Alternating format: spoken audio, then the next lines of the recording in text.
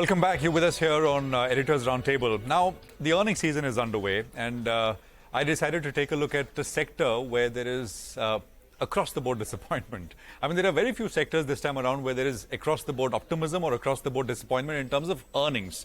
But there is one, chemicals. It was, in a way, well advertised. It was not as if numbers came as a shock or anything.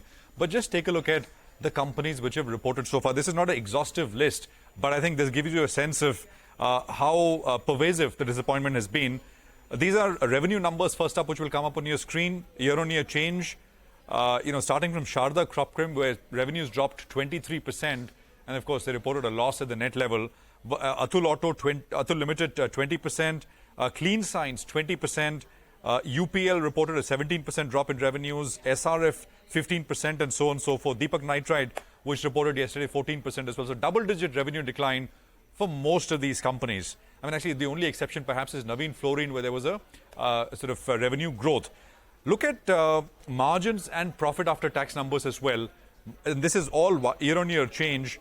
The compression is huge. Navin Fluorine, 160 basis point compression in margins.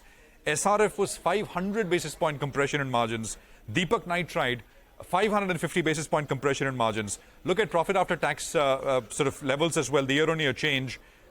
Again, anything between 5% to 40% decline in terms of profit after tax sort of numbers here. What this has done is it's brought down full-year EPS estimates. UPL is the most, which has seen a 12% downgrade to full-year FY24 earnings. Sharda Cropchem, SRF, Atul, I mean, between 2 to 12% is what I'm picking up. A few analysts I spoke to said, well, this is not enough. You need to see more because earnings expectations, consensus Bloomberg earnings expectations are still quite high.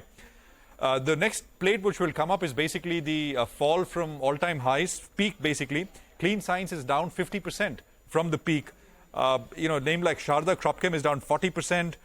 You got Atul, Deepak Nitrite between 30 and 25%, Dhanuka Agrotech, SRF. The names are up on your screen. The last chart is what is the most interesting. Names like Clean Science at the peak, which is just 2-3 years ago, right? Used to trade at 100 times P, 1 year forward earnings, 100 times. It trades at 40 times earnings now. So huge compression on P multiple. Gujarat Fluorochem is the second biggest compression from 46 times to just under 20 times. UPL has gone from 17 times to 10 times. Deepak Nitrite 36 times to 24 times, and so forth. The point is, it's a commodity. Most of it is a commodity business. If you talk to analysts, if you talk to investors in the space, most want to be with the specialty curve, which is Navin Fluorine, PI Industries, Vinati Organics, etc. Most of the other sort of commodity chemical companies are still largely dependent on bulk commodities, trying to specialize, trying to move up the value curve, and that's where perhaps most find a little more comfort. Just one lesson as well from this, the last plate, especially the P compression, extrapolation of earnings on Excel sheets is dangerous. I think the clean science numbers kind of more than anything else for me makes that point. Mir,